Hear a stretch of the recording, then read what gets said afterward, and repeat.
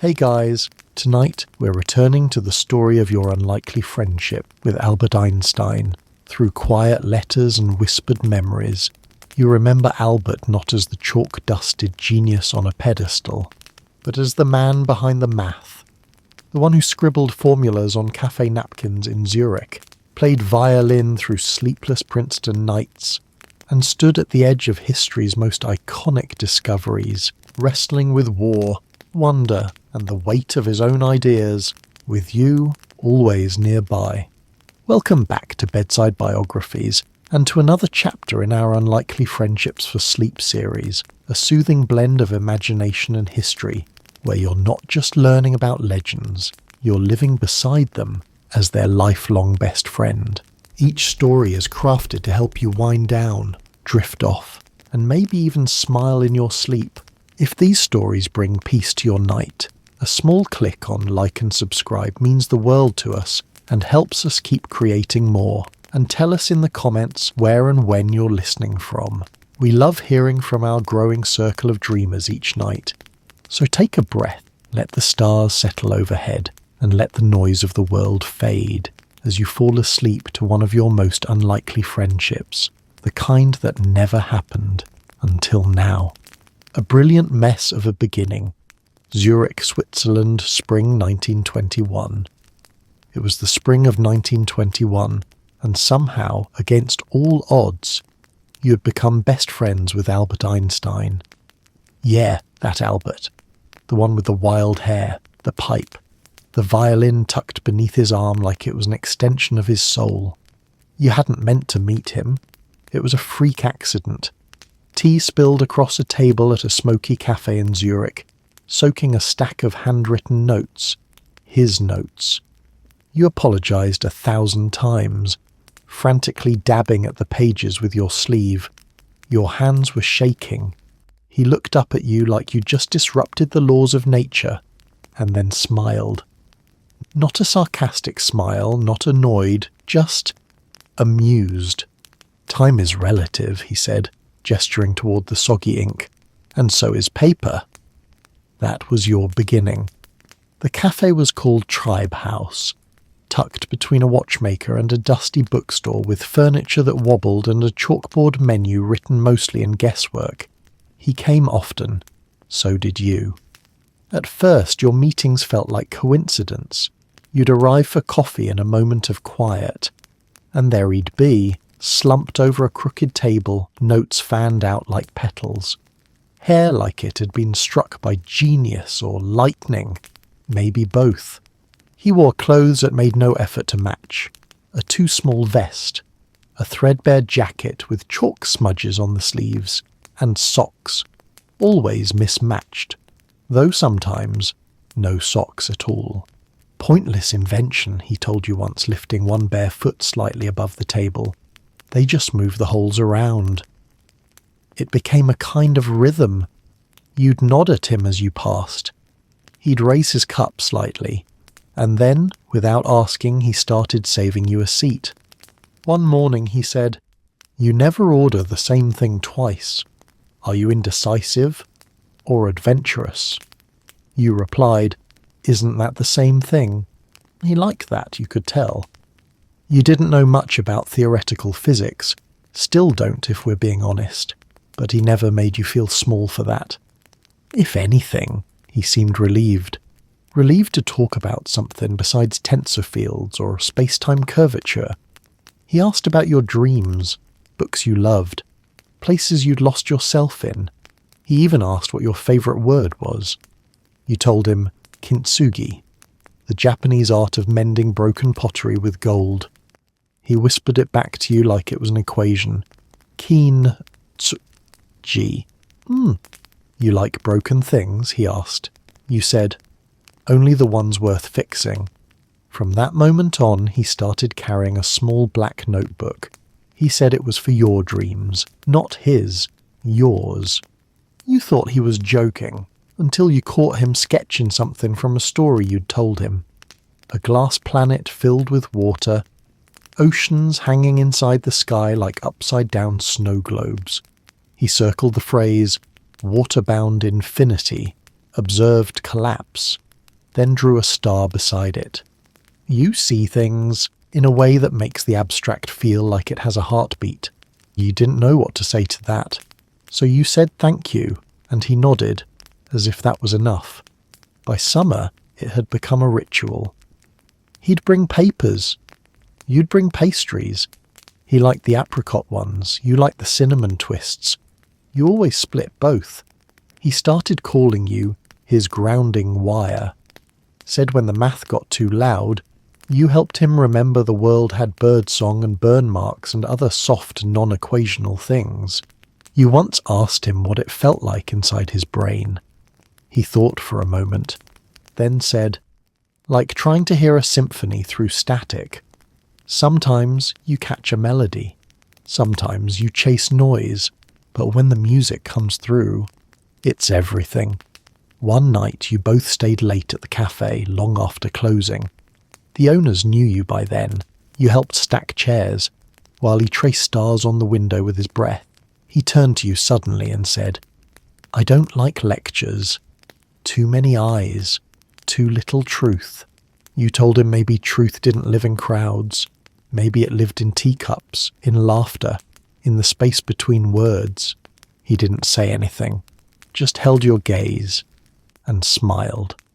When his relativity paper exploded into the public consciousness, everything changed. At least for him. Reporters followed him. Politicians wanted his opinions. Universities begged for lectures. Strangers sent him letters asking about time, love, God, even lottery numbers. Once, after an exhausting European lecture tour, he came straight from the train station to your apartment. He looked like a melted candle in a coat, collapsed on your couch and said, no more trains, no more reporters, just tea. So you brewed a pot, and he watched it steep like it held answers he hadn't found on tour. You didn't talk much, just shared the room as the city dimmed outside. The silence wasn't heavy, just full, like neither of you needed to fill it. Eventually he muttered, it's strange how some places make the noise stop. You knew what he meant. That night he didn't ask for ideas or help or even company, just space. And somehow, sitting on that old couch with mismatched mugs in hand, he had it. No audience, no questions. Just the quiet relief of being somewhere that asked nothing of him. You began to understand something then. He wasn't always looking for answers. Sometimes he was just looking for a pause. Tea leaves and time loops. Zurich, Switzerland, late 1921 to 1922. You never meant to become a constant in the life of a man who defied every known law of the universe. But somehow, after that tea-stained afternoon in Zurich, you were. At first, your meetings felt like happy accidents. You'd wander into the cafe on your day off, and there he'd be, hunched over a crooked table, lost in the margins of a newspaper. Sometimes he'd already ordered your favourite pastry. Other times he'd forget to order food altogether and be halfway through sketching a thought experiment involving elevators, mirrors, and imaginary light beams bouncing between train cars. But it didn't take long for the accidents to turn into something gentler, something intentional. He'd tap the chair beside him without looking up. You'd drop your bag, sit down, and breathe in that peculiar blend of chalk dust and pipe tobacco that always lingered around him like a storm cloud with good manners. He began to ask about your dreams again, not just the ones you had while sleeping, but the ones you buried under bills and busyness. He asked if you still wanted to write that book, the one about cities made of glass. Or was it sound? You couldn't believe he remembered. But he always did. One day he showed up with a pocket watch. Not a gift, just a curiosity. He placed it between you like a sacred object and said, "Let's talk about time." You laughed and said you were always late, so clearly you weren't qualified. But he just shook his head. Most people think time ticks evenly, like the watch, but really it bends, stretches, curves around things, especially people. You tilted your head. What does it bend toward? He stared at you for a long moment, then whispered, comfort. From then on, you noticed it. How time stretched on the balcony when neither of you spoke. How hours blinked by when he played violin, and you scribbled in your notebook beside him. How an afternoon walk could turn into twilight with one good conversation. He told you his theories were starting to spiral beyond even his own comprehension, that the math was becoming abstract, untethered, that he feared he might be chasing ghosts in equations. So you made a deal. For every 2 hours he spent on relativity, he'd spend 1 hour with you doing something utterly unscientific.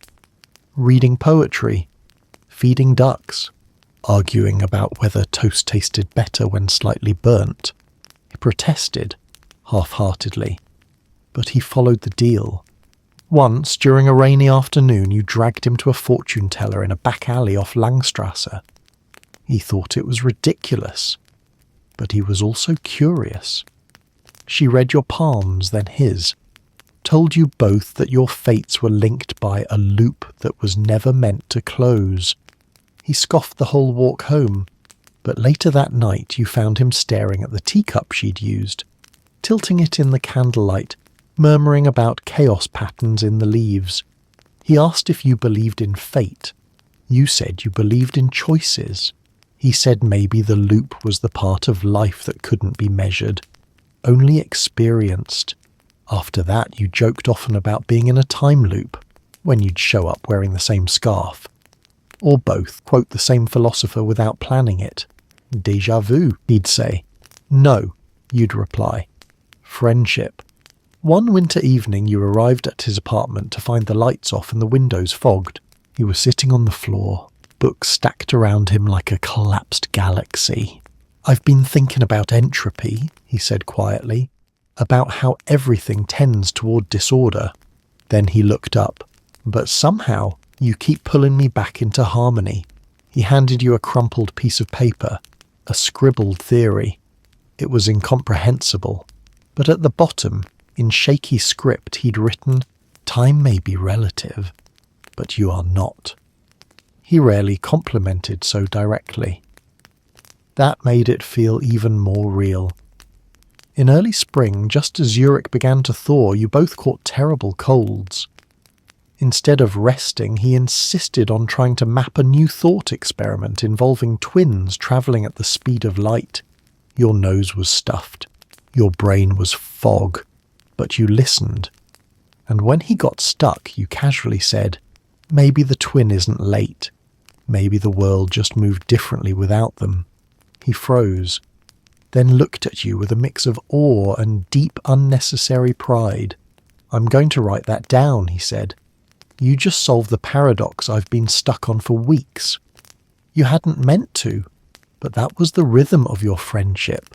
Where his theories faltered, your humanity bridged the gap. The world outside kept shifting. Papers, lectures, invitations, demands. But inside that quiet orbit of cafe tables and teacups, it was always just the two of you. Einstein and his observer, the time bender and the grounding wire. And so the loop continued, not of fate, but of choice. The quiet kind. The kind made of shared silences and remembered pastries. The kind that bends time, not with math, but with meaning. Light, Napkins and the Shape of Time, Zurich, 1926 to 1928, Flashback to 1905 to 1907. It started with a question. Why does light always travel at the same speed, no matter how fast you're moving? You didn't understand the physics, but you understood the obsession in his eyes. He'd been pacing for hours, barefoot of course, scrawling notes on a torn envelope with a stub of pencil. He muttered about clocks, about trains, about the tyranny of simultaneity. Then he sat, finally, and told you a story. Not a bedtime story, a thought experiment. It was 1905, he said. Burn. I was working at the patent office, reviewing other people's impossible dreams. He smiled to himself. I had to dream in the margins. He told you how it began, not with equations, but with imagining. Riding alongside a beam of light, sitting in a sealed elevator in space, dropping stones from a moving train. He laughed. I was chasing shadows, but I didn't know it would chase me back. That year, his annus mirabilis was his miracle year. He published 4 papers, each one a small revolution, Brownian motion, proving atoms were real. The photoelectric effect, showing that light came in packets. Special relativity, unseating Newton's grip on time and space. And then, quietly, tucked at the end of one paper, a line of symbols that would echo through the world.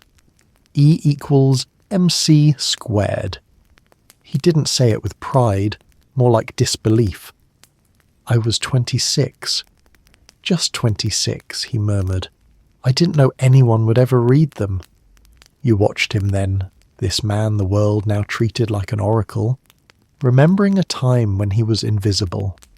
He looked both grateful and haunted, as if he'd stumbled into a secret he wasn't sure he should have found. He said it was relativity that frightened people most. Not because it was wrong, but because it was right. Time wasn't constant. Clocks could disagree. Events that seemed simultaneous to you might not be to someone else. Reality had edges, and worse, those edges could move. People thought I was destroying truth, he whispered. But I wasn't. I was trying to explain why it feels like it slips through our hands. He leaned back then, pipe resting on his knee, eyes flickering with firelight and memory. But the hardest part, he added, was that no one could see it. I needed them to feel it. You offered him more tea, he nodded, still lost in 1905. The next year, he began chasing acceleration. He imagined falling in an elevator and not feeling your weight. He said, if gravity and acceleration feel the same, maybe they are the same. He called it his happiest thought. You smiled. Not your children. He grinned. They don't curve space-time. That idea, simple and wild, would become the seed of general relativity. But in those years, it was still a whisper, a sketch, a sleepless night. And sitting there in Zurich in 1926, wrapped in wool socks and fogged-up windows, he still seemed surprised it had all happened. Then, gently, you asked, and did light ever stop scaring you? He chuckled, once, low and tired. No, he said, but I did stop trying to outrun it. He glanced at the clock and stood to stoke the fire. Outside, snow dusted the window ledge like ash. And in that quiet Zurich apartment, before telegrams and time zones pulled you apart, you sat beside a man who'd reshaped the universe.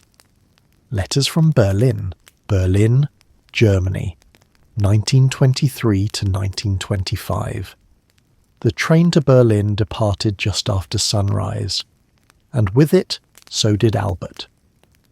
He stood on the platform with his coat buttoned wrong, hair even wilder than usual, violin case tucked beneath one arm, and a hat he would definitely lose before reaching the border.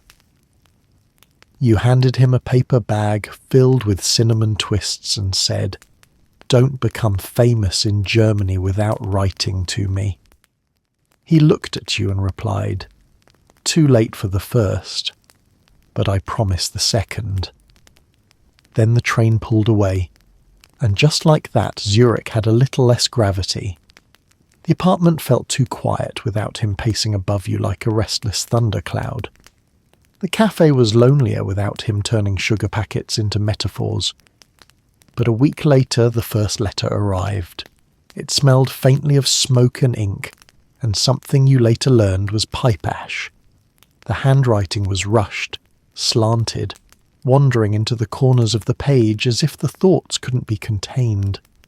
My dear observer, the train to Berlin moved slower than my thoughts, though I suspect you'd say that's because my thoughts move like molasses uphill. I miss our debates, your coffee, and the way you insist that poetry has more truth than equations. Perhaps you're right. Perhaps E equals mc squared is just the universe's way of saying everything can become something more if given enough light. Yours entangled thoughts, Albie. You reread that letter 10 times before putting it gently in the top drawer of your desk, right next to the cracked teacup he once used as a pencil holder. More letters followed. Dozens. Some only a few lines.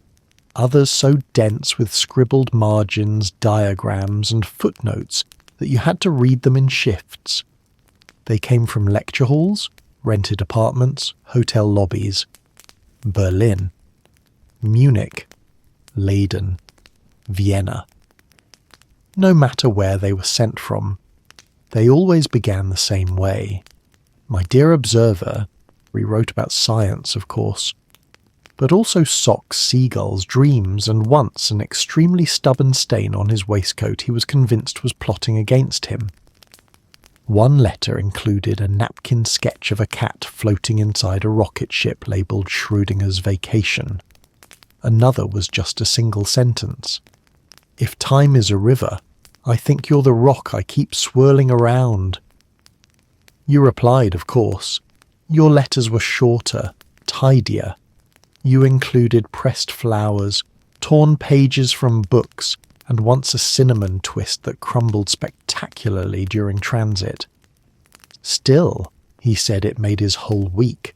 Apparently the crumbs spelled out what he called a snackable proof of the second law of thermodynamics. He tried to explain Berlin to you in metaphors. He said the city felt like a cello string, stretched between elegance and unravelling. He was staying in a flat above a violin maker, and the constant sound of tuning was both maddening and familiar. He found new colleagues, yes, but no one who knew which pastries made him pause mid-equation. No one who corrected his German grammar with affection instead of authority. The letters became more frequent, then more intense, then slightly erratic. In one, he described a dream where you were both inside a telescope, looking outward and inward at the same time. In another, he ended abruptly with just the words, "Forgive the closed system, recalibrating." You weren't sure if it was science or sadness speaking. Maybe both. By early 1924, the tone had changed. He was exhausted. The lectures were wearing him down. The fame was sharpening into scrutiny. Some of his colleagues had turned bitter. Others just didn't understand him anymore. Einstein the celebrity, he wrote, has taken hostage Einstein the person. I fear I've become a mascot for minds that don't care what I'm actually saying. He missed your silence. He missed the rhythm of spoons in coffee mugs and your off-key humming while reading. He missed the way you saw him, not as a symbol, but as someone who needed reminding to eat. You sent him a poem you'd copied by hand. Rilke. Something about belonging nowhere and everywhere at once. He didn't respond for 3 weeks. You worried, wrote again, sent a postcard of Lake Zurich with nothing but a question mark. Then, a knock at your door. It was him. Hair windblown, shoes muddy, eyes tired but smiling. I missed your question mark, he said simply. He'd taken an impromptu train back to Zurich, left a conference halfway through. No one knew he was gone. He said he just needed a moment of real. You made tea. He played violin. Then, with your cat curled on his lap, he read you every letter he had written but never sent. There were more than you expected. Some were angry, some were lonely. One was written entirely in rhyme. They sat in his suitcase like quiet ghosts. But he shared them with you anyway. Every draft. Every scribbled margin. Words, he said, are like particles. Unstable on their own, but meaningful when they interact. He stayed for a week. Didn't go near a blackboard. You fed him soup, made him nap, argued about clouds versus waves. He called it his experiment in rest. Before he left, he asked you if you'd ever consider coming to Berlin. You said you weren't sure the city was built for people who spoke in metaphors. He said maybe you could rewrite it. Then he kissed your forehead. A gesture so simple, so utterly uncalculated, that it rewrote your understanding of time more than any equation he ever scribbled. When he left again, you didn't feel abandoned. You felt trusted. The letters resumed. But this time, they weren't desperate. They were deliberate. Lighter. Sadder, sometimes, but never without hope. He'd begun signing them with initials instead of names. Sometimes just A, sometimes a little sketch of a violin. Once a cinnamon twist. You began collecting them in a wooden box, lining the inside with pressed flowers, stamps, scraps of poetry. A time capsule built out of ink and love and restless curiosity. You never told him this, but on especially quiet nights you'd take out the box, pick a letter at random, and read it out loud, as if he were sitting beside you watching the stars rearrange themselves outside your window. Violin, Shadows and Patents. Zurich, Switzerland, 1926 to 1928. Albert returned to Zurich with a violin in one hand and a headache in the other. You met him at the station with a scarf he'd forgotten, a newspaper he'd never read, and a sandwich he wouldn't touch for 3 hours. He looked thinner. Not physically, but energetically like a star slightly dimmer. A man still burning, but now behind a veil. You didn't ask what was wrong. Not yet. You just took his coat and handed him a cinnamon twist. He ate it in silence, slowly, as if relearning how to chew. Back at your flat, he didn't unpack right away. He sat at the table, stared at the teapot, and then reached into his coat pocket and pulled out a crumpled page. An equation, one you couldn't read, but you knew the shape of stress when you saw it. It looked like it had been folded and unfolded a dozen times, smudged with what might have been ink, or maybe tears. "I think I've lost the thread," he said quietly. "I used to feel it, that hum beneath the chaos, but lately it's just noise." You didn't try to fix it. You simply lit a candle and said, "Play something." He blinked. "What?" "Your violin. Not for the papers. Not for your peers. For me." He hesitated, then slowly reached for the case. The room filled with warmth before the sound even began. And then the notes came, raspy at first, uneven, like the memory of a language not spoken in years. But then, like a stream thawing in spring, it flowed. You sat with your eyes closed, head resting against the window frame as he played Bach, then something he made up on the spot, something wordless and aching. When he finished, the room was darker, but he looked brighter. "That," you said, "was the thread." He smiled. Sheepish, small. Like a boy who just remembered where he left his shoes. The days that followed became a kind of quiet repair. You walked together along the lake again, though this time he rarely spoke. He carried a pocket notebook but left it closed most days. Instead of equations, you read to him poems, headlines, recipes he would never try.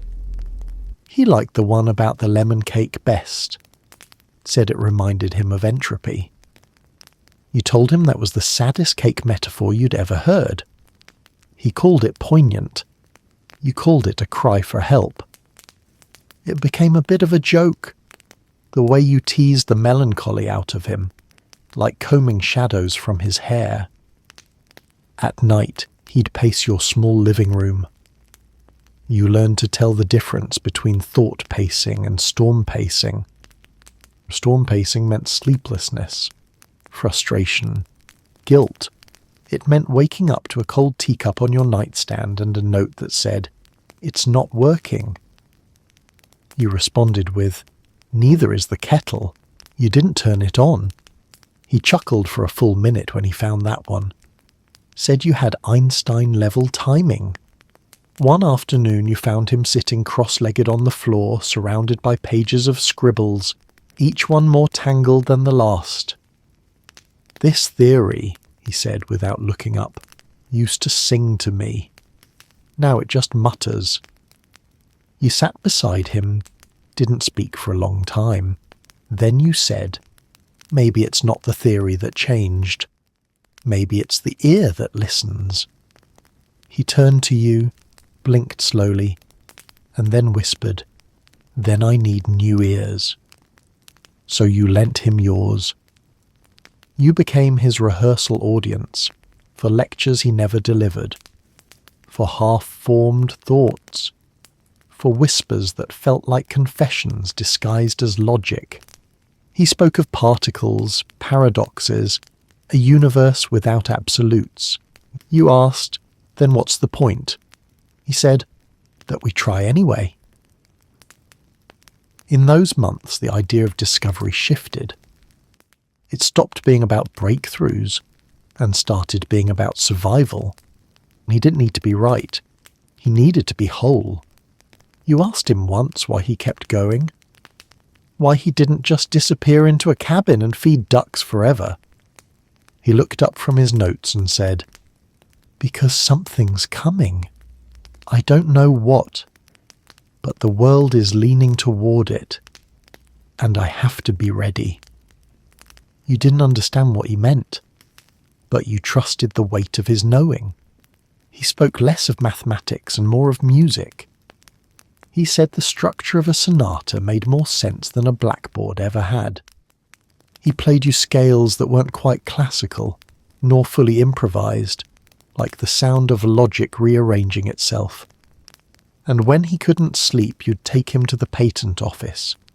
It was abandoned now, a ghost of his early days. You'd sit outside on the steps, passing back and forth a small notebook you used for shared nonsense, as drawings, fragments, jokes. He once sketched a toaster labelled Time Machine Beta. You added a note underneath, "Warning, may cause breakfast to arrive yesterday." He laughed so hard a passerby asked if you were drunk. "No," he said, "just previously funny." It wasn't all easy. Some nights he vanished without warning, disappearing into his own thoughts, his own doubts. He'd come back days later, hollow-eyed, over-apologetic, soaked in guilt. "I'm not good at staying," he confessed. "You're not meant to stay," you replied. "You're meant to orbit. I just keep building a home wherever you pass through." That stopped him. You weren't sure if it made sense, but he nodded, like a planet recognizing its sun. By late 1928, the spark had started to return, not in bursts, but in embers, slow-burning, steady. He spoke of a paper he might finish, a theory he might abandon. You asked him if that scared him. "No," he said, "it humbles me. The universe owes us nothing, but sometimes it lets us listen." You took that to heart. and for the first time in months he let you read a full draft. It was messy, brilliant, grief-stricken, hopeful. At the end of it he'd scribbled, "For the one who reminds me the world has corners not yet measured, and moments worth pausing for." You didn't cry, not in front of him. But that night, as he played lullabies to your sleepy cat, you tucked the page into a book of poems and whispered, "Still listening." Princeton, Bagels and Doubt. Princeton, New Jersey, 1933 to 1935. Albert hated boats. Not just the rocking or the seasickness, though those didn't help, but the leaving. The long, slow unthreading of place and identity that happened as shorelines disappeared. You stood beside him as the German coast faded, your coat pulled tight against the spray. He gripped the railing like it was the last fixed point in the world. "I feel," he said softly, "like a frequency that's been tuned out of its station." You squeezed his arm. "Then let's find you a new station."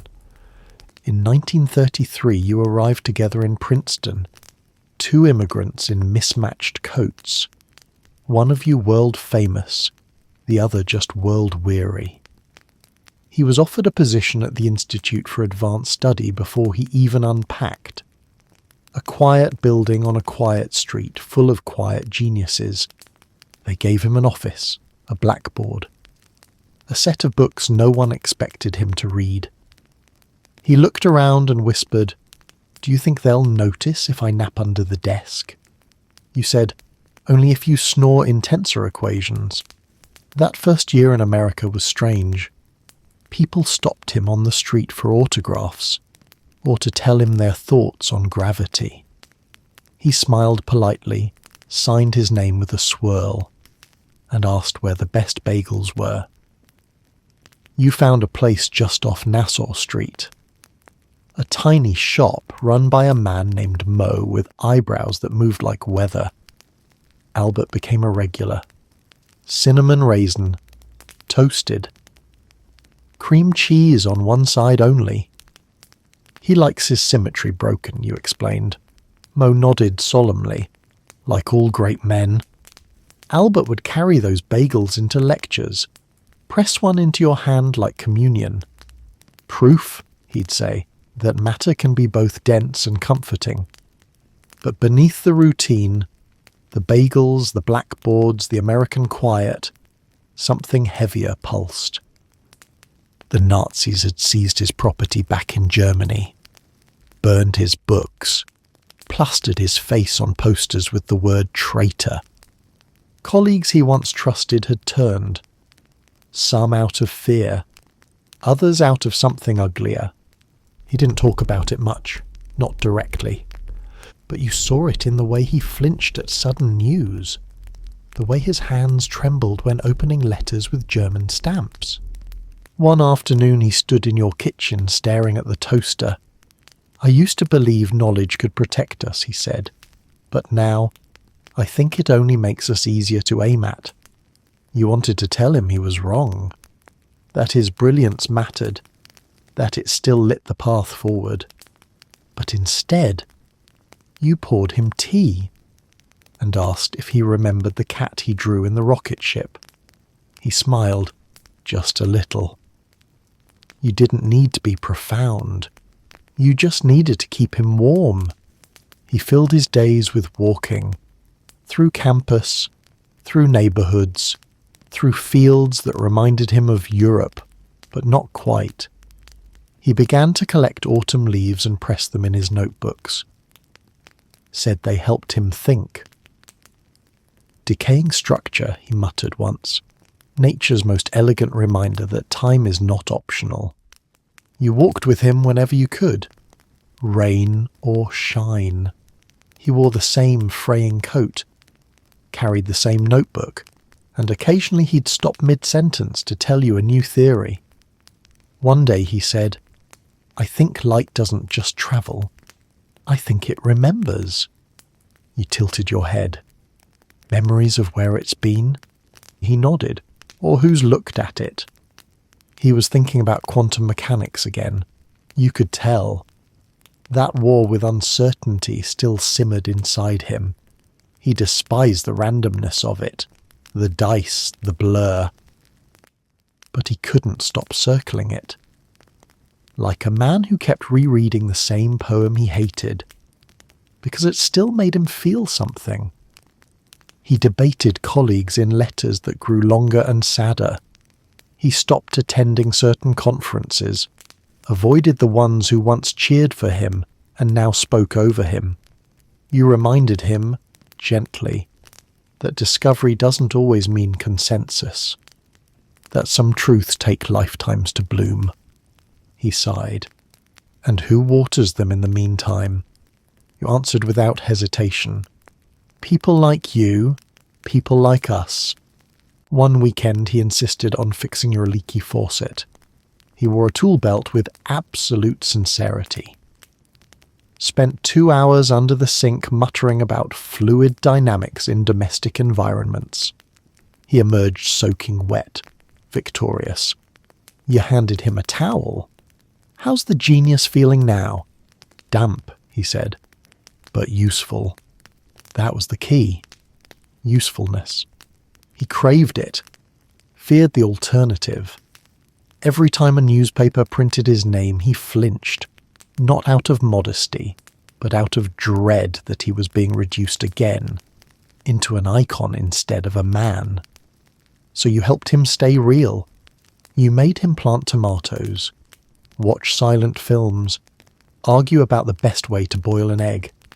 He said you were a lighthouse built from socks and syllables. You said he was a thunderstorm wrapped in a teapot. And that was that. In 1935, he took you to see the new Institute building, still smelling of paint and promise. He stood in the doorway of his office for a long time. It's too clean, he said. We must fix that immediately. He dumped a bag of papers onto the desk, scattering them like leaves, then turned to you. You'll still visit?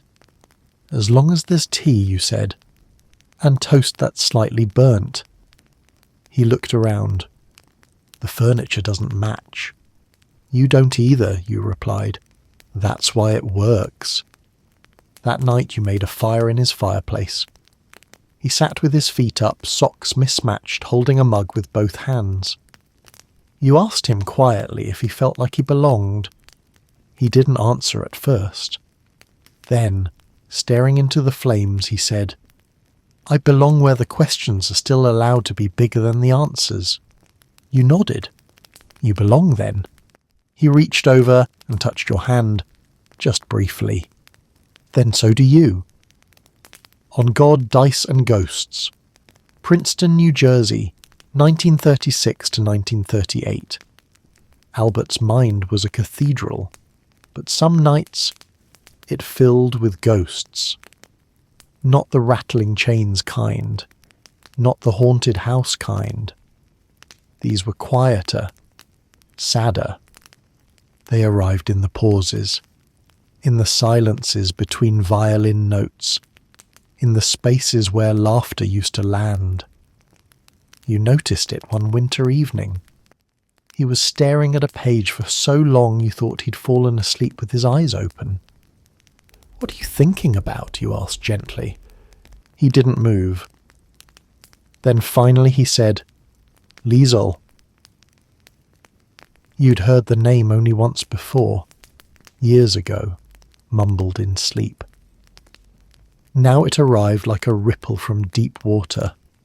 She would have been 30 by now, he whispered. Maybe 31, if she lived. You sat beside him, quiet, still. I don't know what happened to her, he said. I gave her away before I ever got to hold her. Thought I was doing what was right. For her mother, for the world I thought I was building, he exhaled. But I've never stopped hearing her cry, and I never got to learn her laugh. You reached over, placed your hand on his heart. She knows, you said, wherever she is, whatever form she took, She knows you've been loving her this whole time." A tear rolled down his cheek, which surprised you. Not that he could cry, but that he let you see it. "She's the reason I can't accept quantum randomness," he said suddenly. "How can a child vanish and the universe not care?" You didn't try to answer. There wasn't one. Instead, you asked him what she might have been like. Curious, he said, loud, I hope loud, and patient with me. That night he played her a lullaby, the melody soft, uncertain, like something remembered through a cracked door.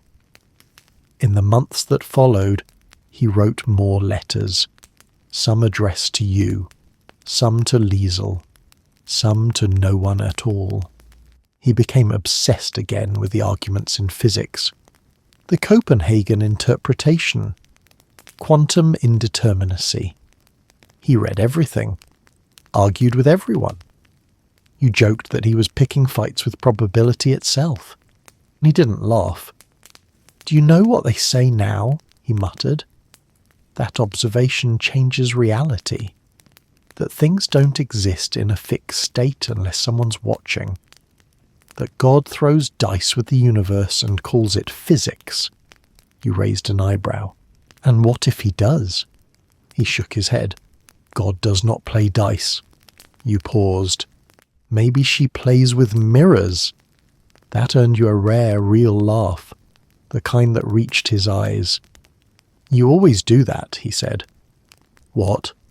"Find poetry in places I left equations." You leaned back in your chair. "Maybe they're the same thing." He started pacing again. Wrote equations in the margins of novels. Scribbled ideas on napkins, toast crusts, leaves. One morning, he dragged you to the university's chalkboard room. "I've got it," he said. "The unified field theory, or something close." You watched as he filled the board, line after line of fluid, tangled genius, symbols like a language meant for the stars. Then he stopped, looked at it, sighed. "It's beautiful," you whispered. "It's incomplete," he replied. "But aren't we all?" He paused, then smiled. "Yes, and still we try." Spring came early that year. Trees bloomed like they were rushing to make up for lost time. Albert took longer walks. He would stop mid-path to smell tulips, or watch bees in the clover, or quote Goethe to squirrels. You teased him mercilessly. He took it in stride.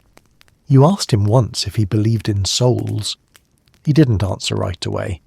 Finally he said, "I believe in patterns, in the persistence of meaning. If the soul is anything, maybe it's the memory the universe keeps of us, long after we've stopped remembering ourselves." You carried that line in your pocket for weeks.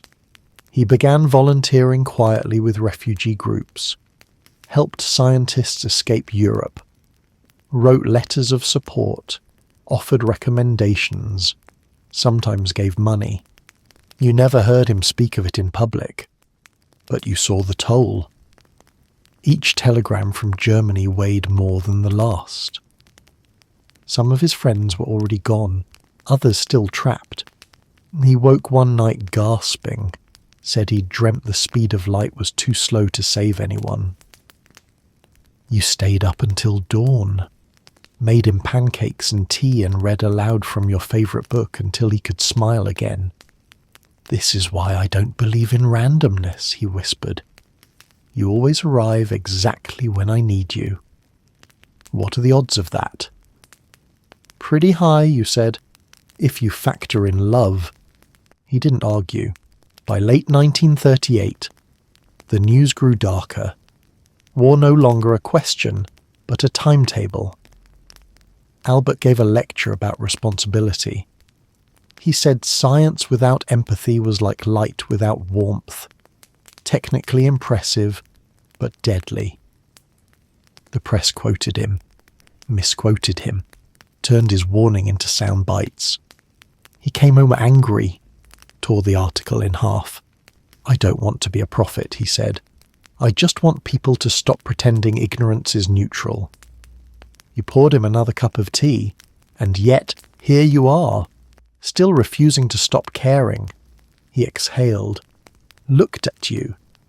"Because you keep reminding me it matters." That evening he handed you a folded paper, a short note, not a theory, not a joke.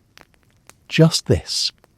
There are particles so small we cannot see them, and yet they change everything they touch. Thank you for being one of them. You didn't speak. You just leaned in and let your head rest on his shoulder. The fire crackled. Outside, the wind carried leaves from one branch to another, like whispers learning how to travel. And for the first time in weeks, the ghosts stayed quiet. The silence between stars. Princeton, New Jersey, late 1938 to 1940. The stars had always comforted Albert.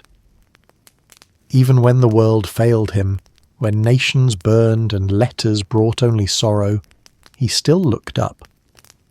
But lately, he'd stopped naming them aloud. One evening you found him on the back porch, arms folded, pipe unlit, eyes locked on the sky like he was searching for a reason. "Have they gone dimmer?" he asked you without turning. You sat beside him. "No," you said. "Maybe just quieter." He didn't speak for a long time. Then, "I used to believe the laws of the universe were the same everywhere, but now I wonder if even the stars carry grief." You didn't know what to say, so you lit his pipe for him and held it out gently. He took it without thanks, but the way his shoulders softened said everything. The war had begun, not just in newspapers, but in his bones. Every morning, more reports, names he recognized, towns he'd taught in, borders crossed, then crossed out. He carried the news inside him like a fever, sometimes burning, sometimes dull, but always there. His walks grew longer, but his steps slower. He began carrying his violin everywhere, like a talisman against despair. Some nights he played under the trees behind the institute, not for an audience, not for applause, but as a kind of prayer. When you asked what he was playing, he said, "Something to remind the atoms they still belong to something." The world, it seemed, had stopped listening, but he hadn't. He was listening harder than ever. To wind, to silence, to every pause between questions. You started calling it his deep space mode. He hated that name, which is why you kept using it. You found ways to make him laugh again, slipped absurd headlines into his newspapers, replaced the Institute's tea labels with handwritten notes like space-time chamomile and entangled Earl Grey. He rolled his eyes, but he drank them anyway. And slowly, gently, he began to speak again. Not about theories, but about responsibility. "I'm afraid," he said one morning over toast, "that they will use our work to split the sky." You stirred your tea. "Do you think we could stop them?" "No," he said, "but maybe we can slow them down, or make them think twice, or leave behind enough beauty to make them hesitate." You reached across the table, touched his hand. "That's what you've been doing all along." That winter you began a new ritual. Star walks. After supper, no matter the weather, you'd both bundle up and walk to a nearby clearing where the stars broke free of trees. You'd bring a blanket. He'd bring a notebook. Sometimes he spoke of photon paths and gravitational lensing. Other times, he asked you about your childhood. He wanted to know everything. What your first dream was. What you thought clouds were made of when you were 5. Why you preferred cats to dogs. You asked him once why he wanted to know all that. He answered, "Because you are the part of the universe I trust most." It disarmed you. Even now, thinking of it, the nights got colder. So you brought thermoses of soup. His favourite was lentil. He said it reminded him of Zurich and bad decisions and comfort. You didn't ask for elaboration. But one night, as you sat watching Orion appear between clouds, he said, "Everything I believed in, everything I trusted, is being dismantled. Country, science, humanity itself. And still, we go on." You said, "Because we're made of stars." He turned to look at you, not smiling, but glowing. Exactly. He began writing again. Not papers, not theories. Letters. Hundreds. To friends. To strangers. To politicians who ignored him, and children who didn't. He answered every question sent to him by school children. Every single one. Even the ones that asked if he had a dog. "Not yet," he'd write, "but I imagine one with strong opinions on socks." You framed one of those letters. It hangs in your hallway to this day. In the spring of 1940, he had a nightmare. You found him pacing barefoot, muttering formulas that made no sense. The stars were falling, he said, but in reverse, upward, like they were being undone. You guided him back to bed, pulled the blankets over his knees, held his hand as he stared at the ceiling. "It's just a dream," you said. "But sometimes," he whispered, "dreams are messages we don't yet have the language for." You stayed up the rest of the night, watching him sleep, just in case the stars tried to leave again. In public, he looked the same. Shuffling coat, wild hair, polite refusals, sharp metaphors. But you knew the difference. He was listening more and smiling less. "Everything's accelerating," he told you, "and I'm not sure I want to keep up." So you slowed him down. You planned lazy Sundays. Read him terrible poems on purpose. Introduced him to a radio show with a host who couldn't pronounce relativity. He loved it. Finally, he said, a kindred spirit in confusion. You asked him one day if he still believed in beauty. He looked out the window, at the birds on the sill, at the steam rising from his mug, at you. "I believe in the kind that survives."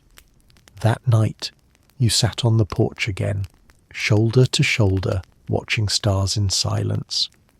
Not naming them, not explaining them, just being with them, and each other. In the quiet, he reached over, tapped the top of your hand twice. You knew what it meant. Still here, still listening, still finding light in the silence between stars. Oppenheimer's Ghost and Manhattan Regrets. Princeton and America at War. 1942 to 1945. Albert always feared being used as a warning, and somehow that's exactly what he became. It started with a letter. Not from him, but one he signed. Leo Szilard had written it. Others had begged for his name. And in the summer of 1939, Albert Einstein's signature reached President Roosevelt. It warned of uranium, of energy, of bombs, of Hitler. He hadn't meant to create anything, only to stop something. But by 1942, the Manhattan Project was real, and the ghost of that signature followed him like a second shadow. You saw the shift in him, not overnight, but gradually. He became more restless, more absent during conversations. He'd sit with his tea untouched, eyes scanning nothing. One evening he asked you, "Do you think a signature can break a soul?"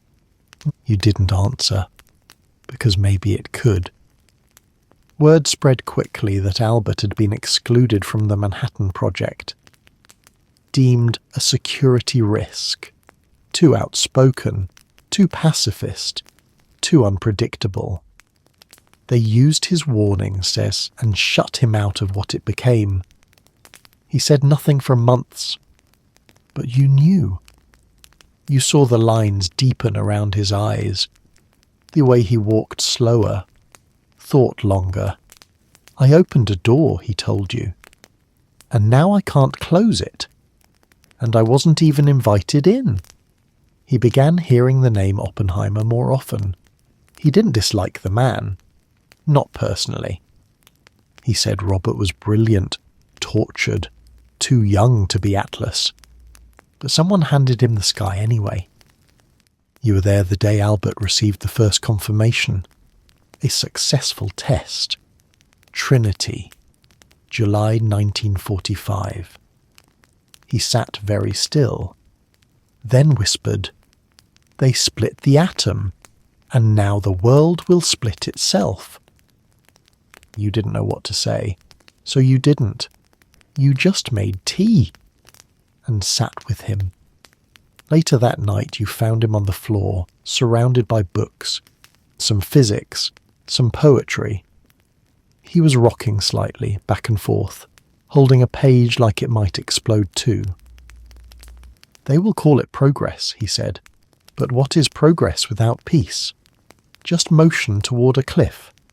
He began writing again. Letters to leaders, scientists, the public. Some he mailed, others he didn't.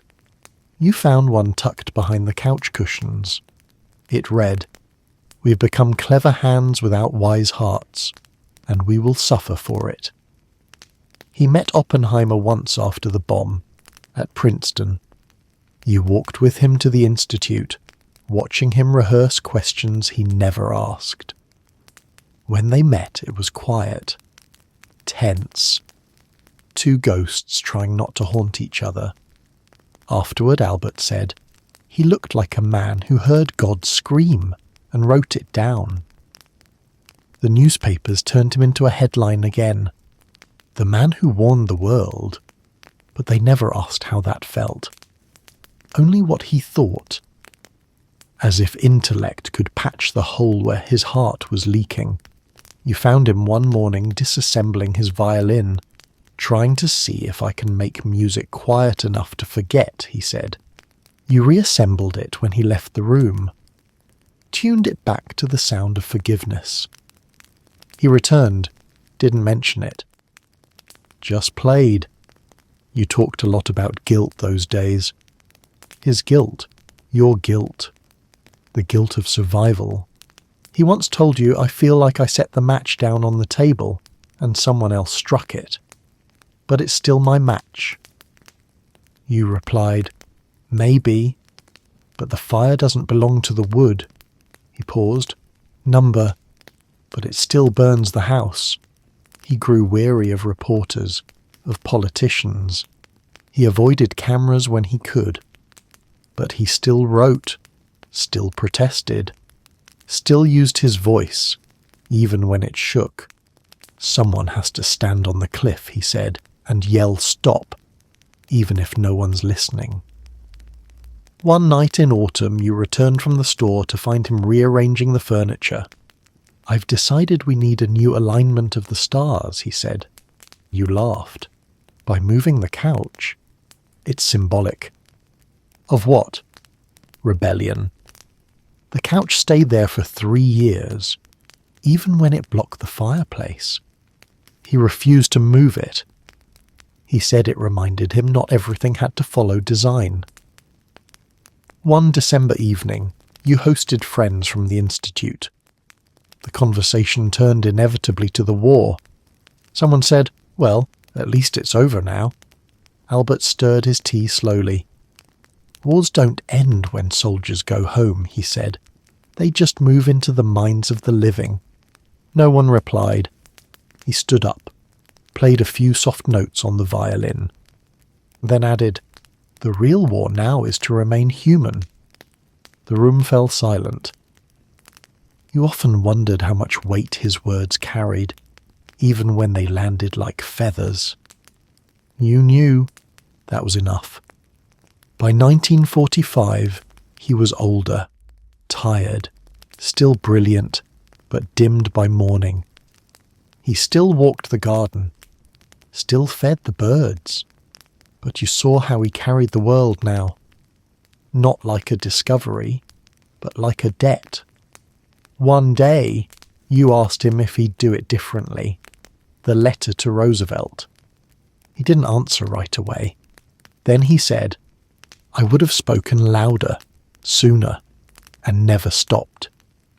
You sat down beside him. He turned to you. "If I ever vanish into despair," he said, "pull me out. Remind me of music, and bagels, and socks, and stars." You reached for his hand. "I promise. And if I refuse?" "Then I'll start singing," you said. "Badly?" He laughed so hard he cried. "Terrifying," he whispered, "but effective." That night he left you a note by your teacup. You were the silence after the bomb, the space where hope might begin again. You kept that note. You keep them all, because even when the world tore itself in two, Albert Einstein never stopped choosing wonder. And you never let him forget how. The Pipe and the Protest, 1946 to 1950. Albert always carried his pipe like a talisman, like it anchored him to something solid. You used to tease that he looked more like a poet than a physicist when he smoked it on the porch, one eyebrow raised, surrounded by the smell of old tobacco and fresh questions. But during those years, just after the war, the pipe became something more. A prop for courage. A signal that he was still thinking and still ready to speak. The war had ended, but the world was far from calm. Lines had been drawn, borders redrawn, and ideologies turned into flags. Albert found himself more exhausted by politics than by physics. Yet, he refused to stay quiet. It started with letters. He published open condemnations of nuclear weapons, of McCarthyism, of the silencing of scientists. He signed manifestos, gave interviews that made government officials squirm. "Peace cannot be achieved through fear," he told a reporter once, "only through understanding." You knew the cost of that sentence. Threats, surveillance. Letters that arrived opened. His phone clicked sometimes, like someone else was always on the line. You told him to be careful. He shrugged. "If they're listening, maybe they'll learn something." And then he winked. He always did that when he wanted to pretend he wasn't worried. One afternoon, he returned from Princeton in a stormy mood. He tossed his briefcase down, loosened his tie, which he only wore under protest, and said, "They've started blacklisting professors. Good people, thoughtful people." You handed him tea. He didn't drink it. Instead, he paced. "I left Germany because of silence.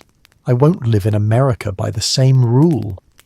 You could see how it wore on him. Not just the politics, but the loneliness. So many of his old friends were gone. Some to time. Some to distance. He began writing more letters to you, even when you were just a room away.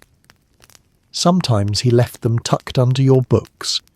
Sometimes they were folded into napkins. One read, "If the universe is curved, does that mean justice comes back around eventually? Or do we have to bend it ourselves?" You wrote back that night, slid your response under his study door. It simply said, "I think we bend it by standing up." The next morning he wore his best coat and walked into a town protest for civil rights. No press, no fanfare, just a man with a violin case and a sign that said, "Freedom requires thought." You stood next to him, No one recognized him at first. Not until someone whispered, "Is that—" And then they stared. And then they clapped. Afterward you asked him why he didn't speak at the rally. He said, "Because today wasn't about words. It was about presence." He began meeting quietly with civil rights leaders, young ones, those who still had the fire and the hope. He listened more than he talked. And sometimes he cried after they left. You heard him one night, softly sobbing behind the closed door. He came out with red eyes and said, "They remind me what courage looks like." He invited Paul Robeson to his home once. You watched them sit in the garden, two brilliant men from very different worlds, talking about justice, music, and identity. Albert said afterward, "He sings with more conviction than I've ever written with." The newspapers didn't like his friendships, called him radical, said he was too political, that he should stick to science.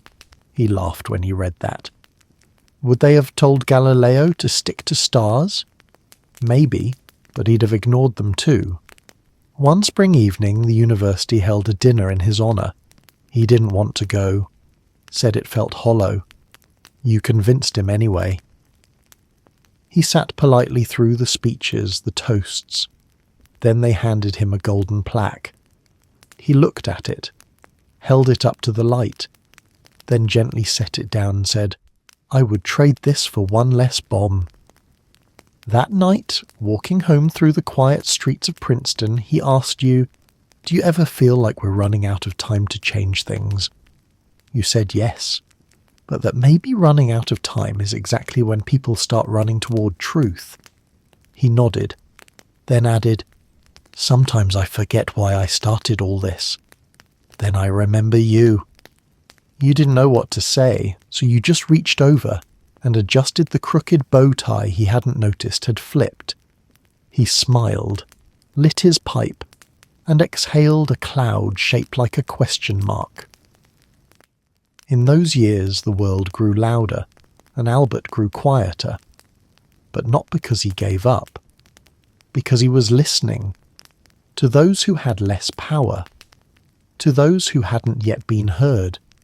He believed in the voices no one quoted, and in questions that didn't fit neatly into equations.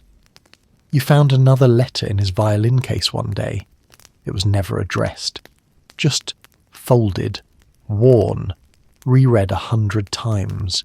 It said, "The measure of a mind is not what it discovers, but what it defends, and I will not defend silence." That night you played chess in the living room. He moved slower than usual, lost on purpose. You called him out for it. He grinned. It's strategic humility. He poured you both a glass of wine and said, "I used to think ideas were the most powerful things in the world, but now I think it's empathy." You clinked glasses. "Then maybe you've discovered the theory of everything." He paused, smiled, almost, still working on the math. Albert always carried his pipe like a talisman, like it anchored him to something solid. You used to tease that he looked more like a poet than a physicist when he smoked it on the porch, one eyebrow raised, surrounded by the smell of old tobacco and fresh questions. But during those years, just after the war, the pipe became something more, a prop for courage, a signal that he was still thinking, and still ready to speak. Letters never sent. 1950 to 1954. Albert had grown quieter. Not absent, just quieter. The apartment in Princeton, once filled with scribbled notes and bursts of violin, now echoed with slower rhythms. Mornings began with soft light filtering through lace curtains, and ended with books half read on the armrest of his chair. But you noticed something new, something strange. Letters. Everywhere. Folded behind teacups. Stuffed into bookshelves. Wedged inside the old phonograph. Some were addressed, Some weren't. Some had dates. Others just began mid-thought like a dream caught on paper. And most he never mailed. One night you asked him about them. He tapped his pipe on the edge of his ashtray and said, "They're not meant to be sent. Only meant to be said." So you started reading them, little by little. One was a letter to you, written after a long argument you'd both forgotten. It read, "My dear Constant, I often disagree with your logic, but never your loyalty. You remind me, with alarming frequency, that love is not tidy, but it is real. Thank you for staying." Another was to his sister Maya, though she'd passed 2 years before. He wrote of their childhood, of kites and snow, and how he wished he had told her more often that she was the clever one. He ended with, "If there is time beyond time, I hope it bends toward your laughter." There were letters to students he never met, to scientists he admired, even to God. That one was never finished, just a single line. "If you are equations, I have misunderstood you." He once said writing kept him from dissolving, that when speech failed, the pen remembered. You began to write back, at first just scribbles on napkins, then longer notes, tucked into his books, even when he was sitting beside you. He never said anything aloud, just nodded, like a secret was being shared through ink. There was one letter you never dared ask about. You found it hidden in a worn edition of Goethe's poems. It was addressed only to humanity. It began, "I loved you even when you frightened me. You, the builder of cathedrals and concentration camps. You, the dreamer and the destroyer. I loved you anyway." He had signed it with a smudge of ink. No name. Just a shaky hand. One afternoon in late autumn, you found him asleep in his chair, a draft of another letter balanced on his chest. It was a memory. Of Zurich. Of tea spilled on a newspaper. He wrote, "I used to believe the universe ran on symmetry. Then I met someone who spilled Earl Grey across my equations and offered an apology instead of a formula, and everything changed." You couldn't tell if it was a letter to you or to time itself. Sometimes it was hard to tell the difference. His handwriting grew more slanted, more sparse, but his words, if anything, became sharper. You remember one especially strange letter folded into the lining of his coat. It said, "Perhaps the real relativity is in memory. Some moments feel like yesterday, others like lifetimes ago, and none of it can be measured." You asked him once if he had regrets. He looked out the window. "Only the moments I stayed silent when I should have spoken, and the moments I spoke when silence would have been kinder."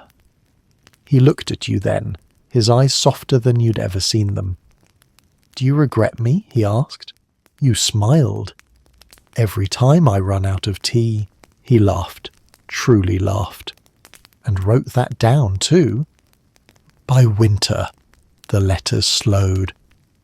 His hands ached more. You began reading aloud to him, books he once loved, passages he'd memorized, as if language itself could be medicine. He'd close his eyes and whisper responses, half asleep. Sometimes quoting Kepler, sometimes mumbling about bagels. One night, he said, "Do you think thoughts go somewhere when they're never said aloud?" You didn't know, but you wrote that question down, just in case. You began keeping your own notebook, of things he'd said, things he hadn't, things he meant. It was your way of saying thank you and goodbye, even if neither of you would say those words yet. You found one last letter, the night before he was hospitalized. It was folded into a slipper. It read, "If I forget to say it out loud, you were the proof I needed. That wonder was still possible, even when the math didn't work out." You folded it back, carefully, and tucked it into your own pocket. Because by then, the letters were no longer his alone. They belonged to both of you. A quiet correspondence between two souls who understood that sometimes silence is safer than speaking, but love still finds its voice, even in the pages never sent. His last thought experiment, 1955, Princeton. Albert collapsed on a Tuesday morning, the kind of soft blue morning that made spring feel like forgiveness. You'd just brewed coffee when the phone rang. Princeton Hospital. He's asking for you. You didn't ask questions. You just ran. By the time you reached the hospital, he was propped up in bed, thinner than you remembered, his skin almost translucent against the white sheets. He greeted you with a wink. "They say my heart's failing." I told them, "It's about time the rest of me caught up." You sat beside him, hands folded, unsure whether to smile or cry. He noticed. "Don't look like that," he whispered. "Death isn't a villain, just a patient usher." He asked for his notebook, the small, cloth-bound one he always kept near. You pulled it from your coat pocket, he smiled. "Of course you brought it. You always bring what I forget." There wasn't much in it. A few scribbles, one sketch of a pigeon, and a page with a quote circled twice. "Time is what keeps everything from happening at once." "Funny," he said. "Even now, I feel like it's all happening at once." You asked if he was in pain. He shook his head slowly. "Number. Just full. Like I've reached the last page of a book, and now I'm afraid to close it." Outside, the wind carried the scent of new blossoms through the window. He breathed it in like it was his first time. He reached for your hand. "Remember when we met? You spilled tea on my life's work, and I thought, finally, someone who understands entropy." You both laughed, gently, carefully. He rested for a while, drifting in and out, sometimes mumbling equations, sometimes humming old folk tunes under his breath. Once, he opened his eyes and said, "Do you think light ever gets tired of bending?" You didn't answer. The question didn't want an answer. In the afternoon, he grew quiet, not asleep, just somewhere deeper. A nurse brought broth. He waved it off. "My appetite has relocated to another dimension." Later, he motioned for you to lean close. "You were my constant," he said. "In a life full of variables, you gave shape to my noise." You touched his shoulder. You gave music to mine. As the light faded, he scribbled a final line in his notebook. His hand trembled, but the ink held. You looked at it. Energy never dies. It just changes the room. His breath slowed, then paused.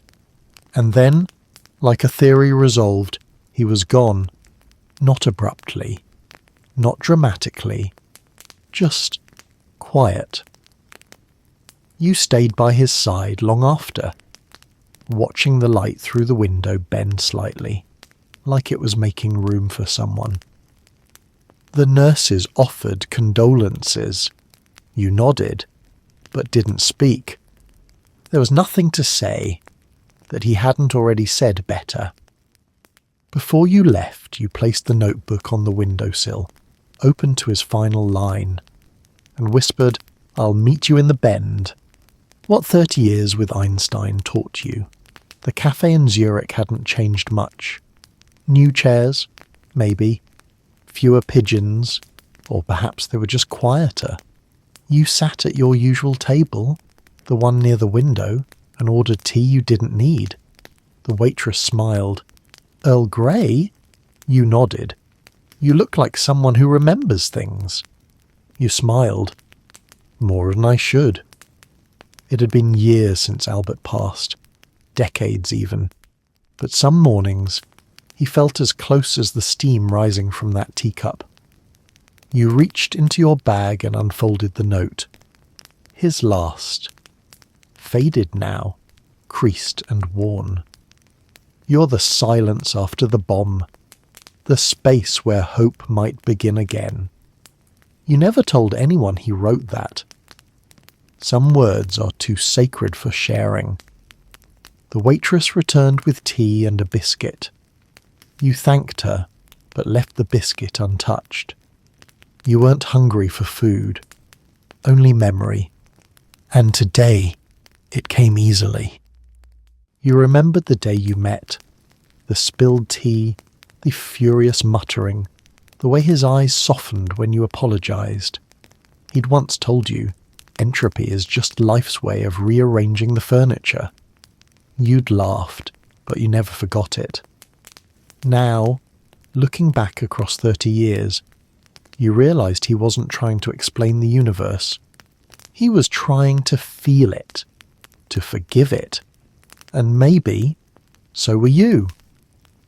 You took out the little cloth-bound notebook, his handwriting still legible, pages filled with thoughts and equations, but more importantly, moments. Moments like, do not trust a man who hasn't burned toast at least once, and theory is the skin, emotion is the bone. You'd added to it over the years. Quotes of your own, scribbles he never saw. One page read, I think I was gravity, and he was a comet. He bent my path just by existing. You closed the book and looked out at the city. The same bridges, the same cobblestones, but a different sky. Einstein used to say time was relative, that the past and future were illusions. But here, now, it felt like he'd simply stepped into the next room, one you couldn't open yet. A little boy passed by with a balloon. He laughed, the sound lifting into the morning. Albert would have smiled, then launched into a theory about the upward drag of joy. You missed his metaphors, his mismatched socks, the smell of pipe tobacco on wool. But mostly, you missed the way he made you feel smarter, just for sitting beside him. He believed in curiosity, not certainty, in asking the next question, even when the last one remained unanswered. And you had learned to live that way. Not as a scientist, but as a seeker of music, of meaning, of the strange poetry in everyday life. You remember the time he rearranged the furniture and called it rebellion, the time he declared bagels to be circular protest snacks, the time he played violin under a thunderstorm, just to see if nature would keep tempo. He made the mundane feel miraculous.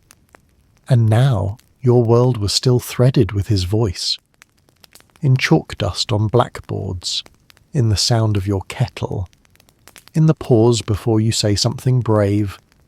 You took a sip of tea, lukewarm now, and whispered, I kept my promise. A breeze lifted the edge of the napkin. For a moment, it looked like it might take flight. You placed the notebook beside your cup.